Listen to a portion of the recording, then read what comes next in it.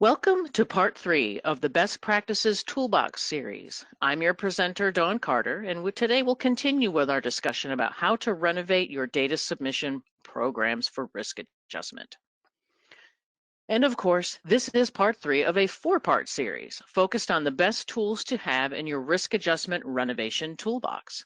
And today we're going to discuss the tools of paint swatches, flashlights, and nail guns. And these tools are specifically designed to help with your error reduction strategies. First, we'll talk about tool number 7 for the toolbox, which is paint swatches. Most people who are preparing for painting projects use paint swatches to help them choose what color and finish they want.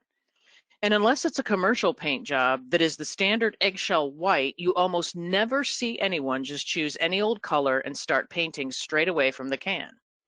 Similarly, you almost never see MAOs start submitting to production after initial certification without doing some degree of more robust testing.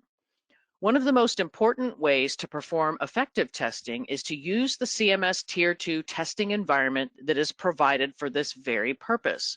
CMS encourages MAOs to use this environment not just for their initial certification to submit EDPS data, but also to help identify and close any data quality gaps before production submissions commence and the rejections count against the health plan in the metrics.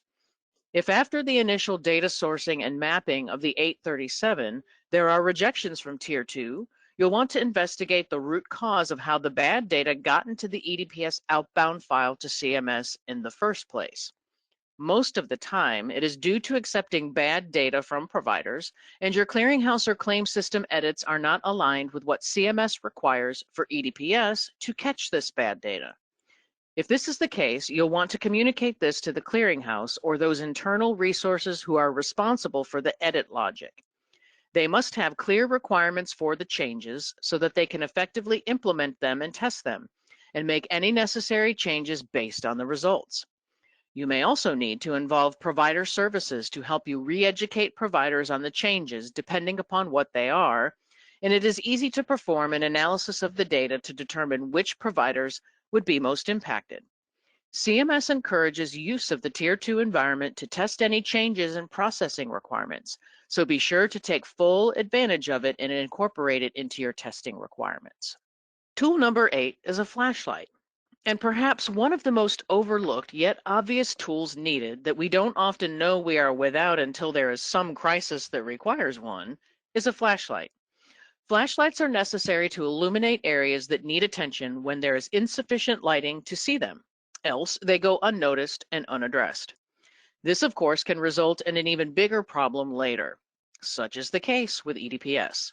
You cannot monitor what you do not measure, and failure to monitor and measure can translate into operational and financial disaster.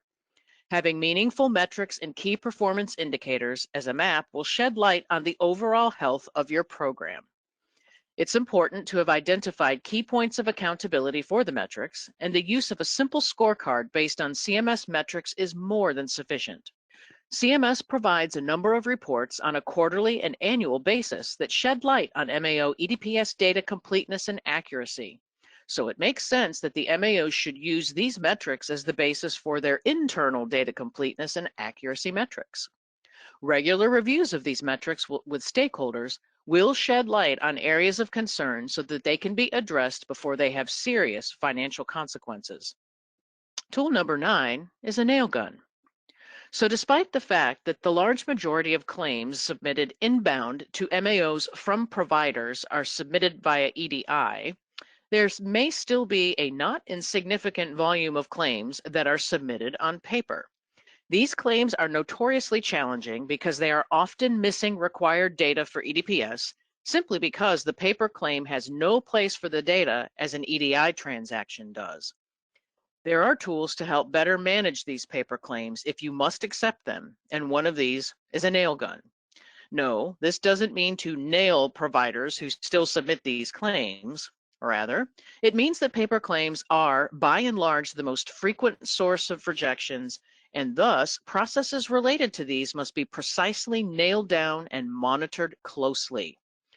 Let's talk about a few ways to nail down and address the root causes of common data completeness and accuracy issues that originate from paper claim volume. First, flag these errors. You can't nail down anything unless you know where to put the nail. CMS has specified a way to identify encounters in the 837 with a paper claim origin, and you should also do this in order to make it easier to identify the source claims when issues arise and analysis needs to be conducted.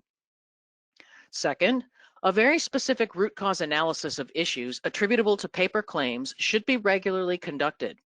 For example, these claims tend to have very specific and unique issues, many of them related to the sensitivity, or lack thereof, for the optical character recognition, or OCR, systems that are used to scan the claims into an electronic format to enhance auto adjudication processes. Some of these claims do have to be verified by a human, and anytime there is human intervention, the risk of error is also increased. This root cause analysis is likely to reveal similar processing issues unique to paper claims that, if not addressed, will result in rejections further along in the process.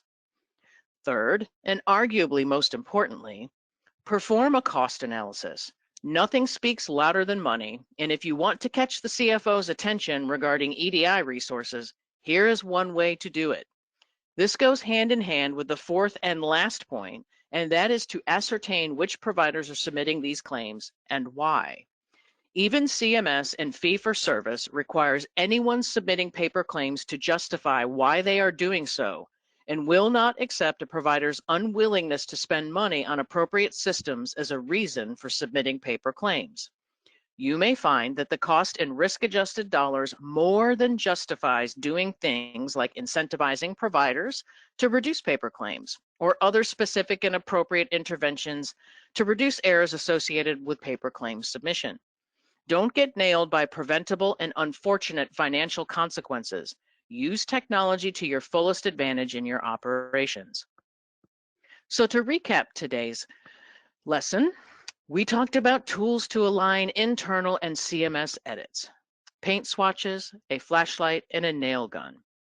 And for our next and last webinar of the series to wrap up, we'll talk about tools that help educate stakeholders on these and other strategies. Thank you for joining me today.